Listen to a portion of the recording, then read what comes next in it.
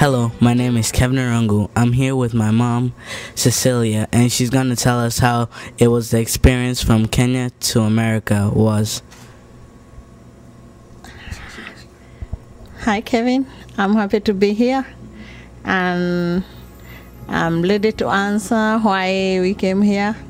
We came from Kenya because Kenya is a good country, but education is very high, so I will not be able to make my kids to go all through. What languages do you speak? I have 3 languages. I have English and Swahili, and I have my mother tongue Kikuyu. How did you learn English? We learn English. We go to school. We learn in Kenya. There is many different tribes. Swahili make everybody to communicate, but English is very important. We use English for the whole world. How did you feel about leaving your country to come to the United States?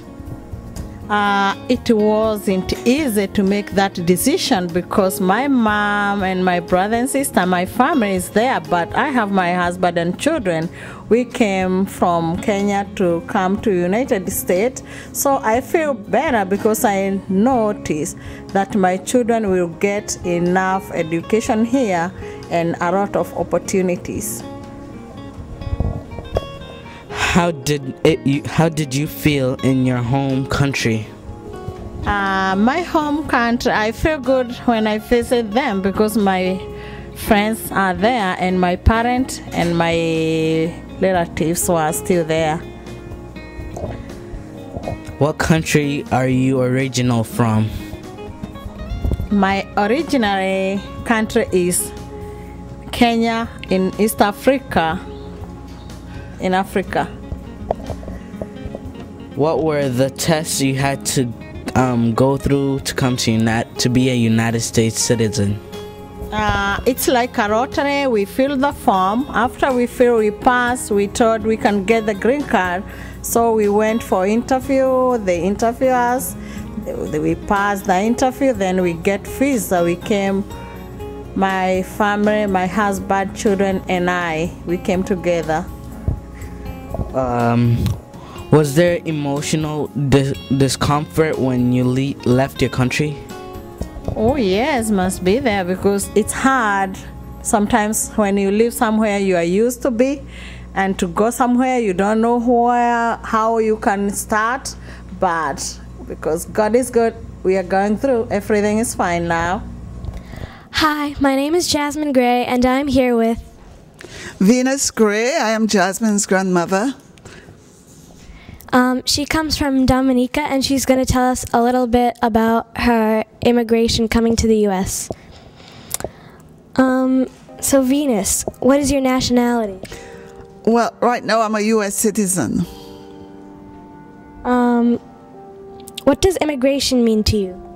Well, immigration means having authority in a country, that you could live there without having any problems or having any fear of deportation. My father was a doctor in Haiti, so he was a physician in a small town in Petit Guave.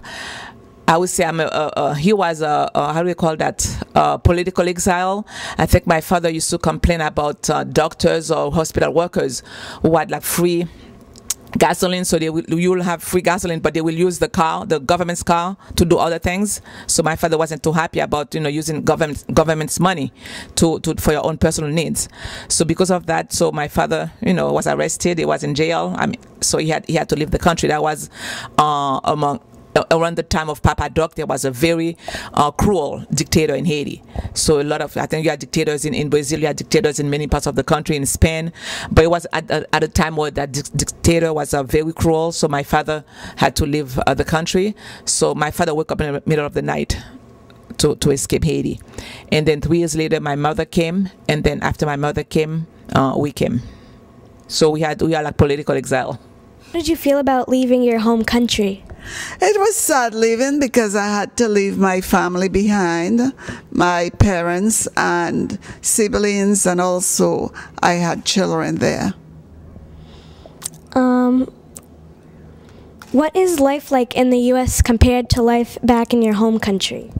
Well, life in the U.S. is you have to be very busy, work, go to school, and you have to juggle things around. So it's very hectic here, life in the United States.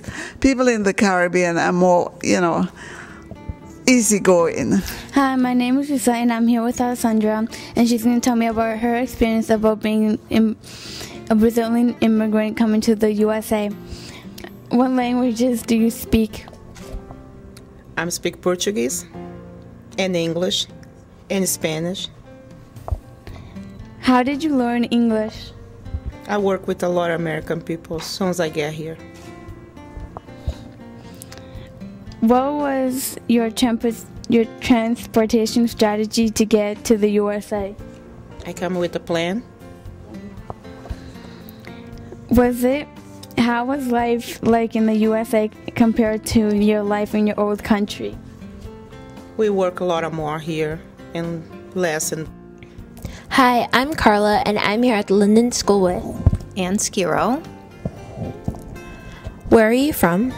Well, I live in Malden, Mass. I was born in New York City, and my heritage is that my father's parents immigrated from Italy, and my mother is a mixture of Irish and English. It's pretty cool. Okay, what does immigration mean to you?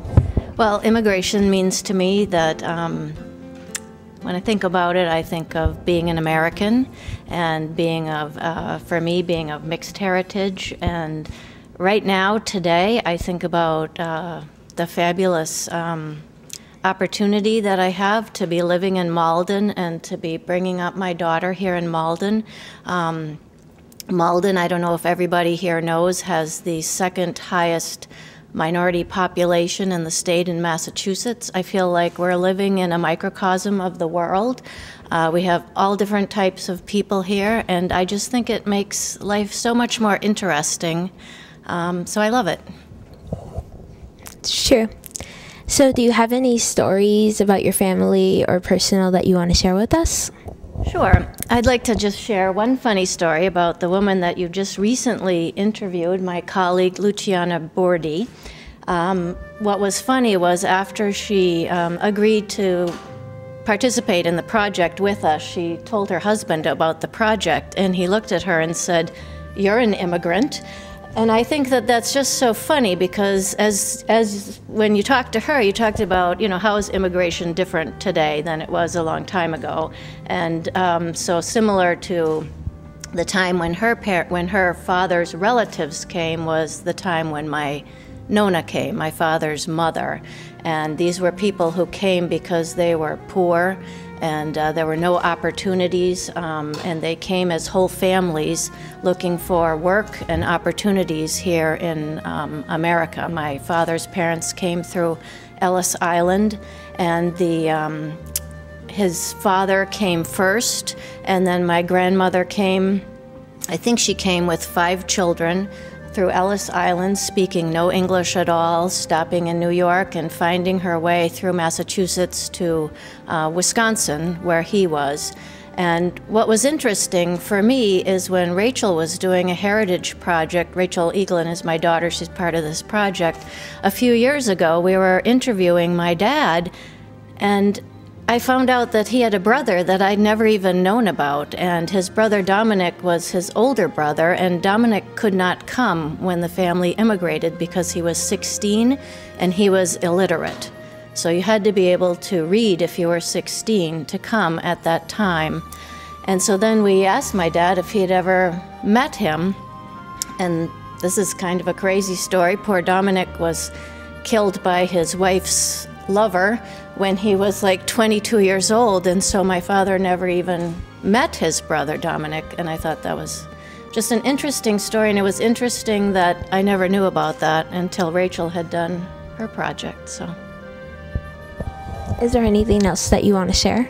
I just want to thank you for including me in the project. I think this is fabulous, and thanks again. Did a great job. Bye. Hello, my name is Yuel and I'm interviewing Michelle. What have you learned about immigration so far? Between 1820 and 1865, many freed slaves left Libya to go to South Africa. There you have it.